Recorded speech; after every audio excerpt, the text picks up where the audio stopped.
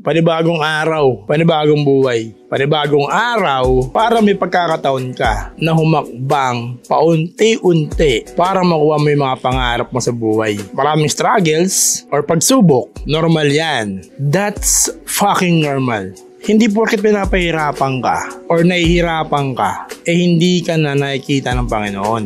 Hindi siya nagbigay niyan, kundi yung kalaban niya, which is ang Diablo. Kasi alam ng Diablo, kapag ikaw ay nasa side niya, ni G, pilit ka niya nihilahin pababa. Pero hindi ko rin sinasabi na porket maganda na yung buhay mo, walang problema, maganda yung cash flow, smooth ang lahat, galing sa hindi maganda or galing sa Diablo.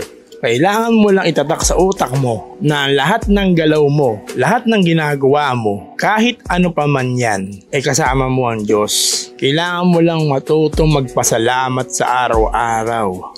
Sabi nga ng mga matatanda, kapag hindi ka marunong magpasalamat, lalo lang lumalayo sa iyo yung grasya. Diba? Yun lang naman. Be grateful, man. Being grateful is the key.